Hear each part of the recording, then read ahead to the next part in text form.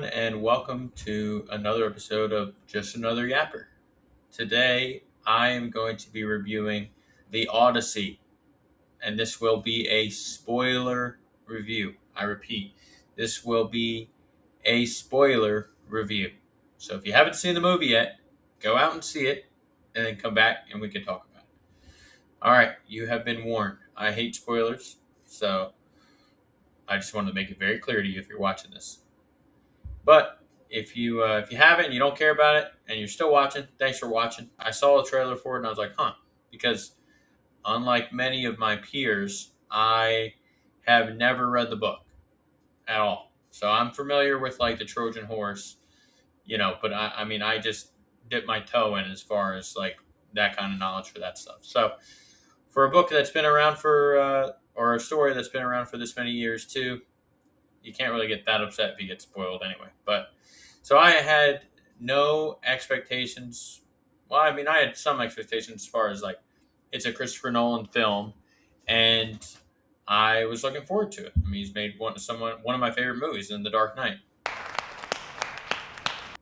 among other really good movies. So, but I could say it reminds you of why going to the theater still matters. I keep telling people, go watch this movie in IMAX. It has to be IMAX. It's a journey that pulls you in.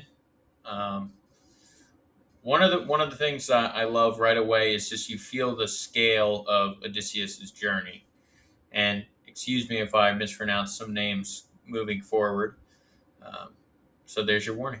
But at its core, it's just a story about a man trying to make it home to his wife Penelope and his son Telemachus. After the Trojan War. It sounds simple, but Christopher Nolan turns that premise into an epic adventure that never loses sight of the emotional stakes. And there were some moments where I'm like, holy shit, I feel like I'm on the boat.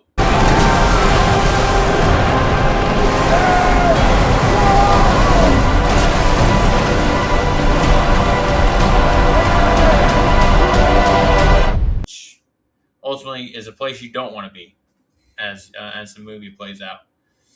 But the tension from beginning to end, and it draws you right in. It's unmatched. I'm locked in from the get-go, and so are my friends that went alongside me. A lot of the time, or whether it's Odysseus and his crew running back towards the ship constantly. No one could stand between me and home. Not even the gods. Keep us free! Or facing impossible decisions. There's a constant feeling that anything could happen. Even at 2 hours and 53 minutes, this movie absolutely flies by. And I could have watched another hour and honestly been totally okay. I would have loved it. So back in Ithaca, while Odysseus is fighting to get home, the story there is just compelling. The suitors, who are those who are trying to win over Penelope and become the king, essentially, and the husband of her, since Odysseus is feared to be gone, missing, or dead.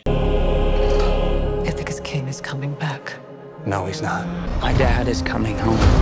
Dead, and not many people other than her have faith that he is coming back. These suitors are peer pressuring Penelope to have or choose a new husband. Telemachus is forced to grow up without his father. You're pining for a daddy you didn't even know, like some sniveling bastard. And is dealing with people who will doubt he'll ever return. Essentially, he's running out of allies, and he's beginning to really be surrounded by suitors that are in his own home. They're all plotting Telemachus' death so they can get a clear path to the throne.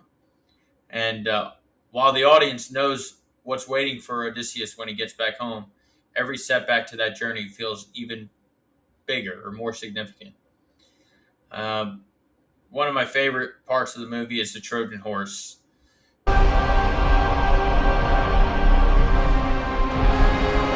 And they just pull it alongside the beach all the way into the city. and it's knowing what you know as the audience is it's just awesome seeing it unravel. And then of the ultimate aura farming is Agamemnon when he let me back up, when Odysseus gets out of the Trojan horse, starts killing those soldiers in the city, and then they ultimately get the gate open, and then Agamemnon leads the army into the city to start the victory at Troy, was the ultimate aura farming. I mean, it was epic. Like I said, I was not familiar with the books or really the original story, so I didn't know how or when Odysseus would reveal himself once he returned, or even if he would get home. I had no idea. So the uncertainty for me made the final act so much more rewarding.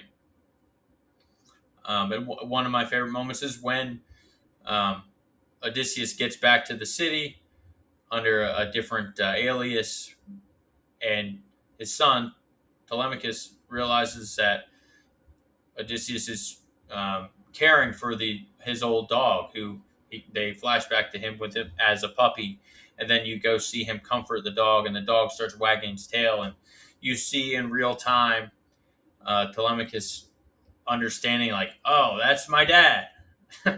So it's a quiet scene, but it carries such a just a payoff. It was just fantastic. And the villains deserve a lot of credit too, especially, I'm going to botch this name, Antinous, played by Robert Pattinson. And maybe it's the first time ever we've seen Batman and Superman together on screen. Superman, Jesus. Maybe it's the first time we ever see Batman and Spider-Man together on screen. And he isn't somebody just trying to marry Penelope. He becomes a real threat to both her and Telemachus, making him someone you can't wait to see what he deserves, or to get what he deserves. So just want to touch on the final thoughts. Another banger from Nolan.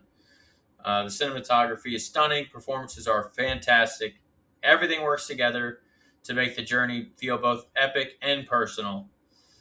I left out plenty because I don't want to spoil every great moment, but if you're thinking about going to see this, I cannot recommend it enough. And if you've already seen it, what are some of your favorite scenes? Was it the Trojan horse, the journey home, the final reunion in Ithaca? For me, it's just blockbuster filmmaking at its best. Absolute cinema, as we've all seen the meme. But if you enjoyed this review, please subscribe. It goes a long way, and always feels good. But I really appreciate you watching it. If you've made it this far, bless you, because not many people do. So, but I will catch you in the next episode of Just Another Yapper. And I just wanted to leave with one more thing just to end this movie. If you really, really don't want to spoil, leave now. But man, I would have left or felt like they left some on the table if they would have just ended it with Odysseus dying. And thankfully, he's just exiled with his wife. So it was just a perfect ending to a phenomenal movie. So, but I'm going to see Spider-Man Brand New Day tomorrow, and that'll be the next video breakdown we have for you on the channel. Maybe we'll get back to the original setup of kind of a story and topics to go on, but for now, we've had a lot of big things come out, so we'll just see how it goes. But thanks again for being here, and let's keep on yapping, folks.